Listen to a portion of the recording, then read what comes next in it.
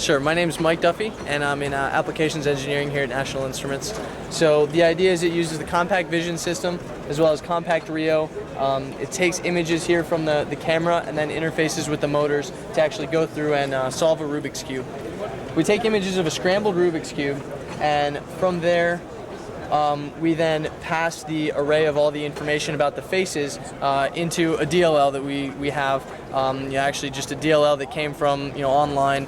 We didn't build the algorithm itself. It was pre-written already. But essentially, we're calling into that algorithm here on the compact vision system right after we take all of the photos of the faces.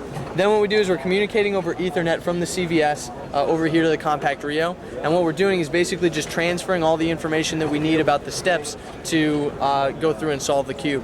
Then at that point, once the compact Rio has all of those steps inside there, then it interfaces with the hardware to actually implement each of those steps and to go through turning the cube in ways that it can then rotate the faces appropriately. Sure, right. So then also what we have is, we have two applications, one that's running on the CVS, one that's running on the compact Rio itself. We also have another host application that's running here on the machine, and what it's doing is it's receiving information back from the compact Rio concerning the current state of the Rubik's Cube itself, and it's showing up here onto the 3D picture control so we can kind of follow along with what's going on. So unfortunately what's happening at this point is the motors, they had replaced the motors after a couple of the other motors had burned out, and they have some different characteristics than what the demo was originally built for. So what happens is now the Rubik's Cube goes through, and as it's trying to make the turns and make the solutions, it will turn but it won't complete a revolution, and then so when it tries to turn another way, it's going to get a little bit locked up. So then it kind of gets into a rough state just based on that difficulty.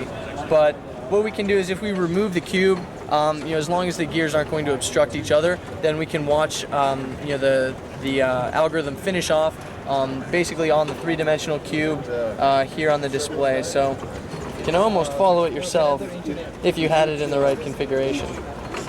The screen image actually came from the photographs of each of the different faces of the cube, so it would be the steps that it would be proceeding through. Now, one thing that I did notice is when it was photographing the cube, at one point it might not have lifted the hand high enough, and so if it did that, then it would interpret one more of the squares to be a white square than the color that it actually is based on the color that we have here for the gripping hands.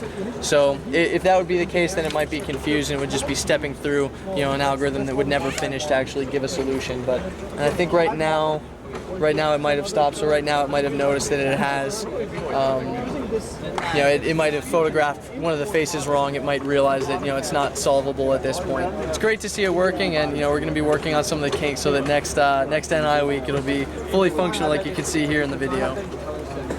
Okay, thanks a lot. My pleasure.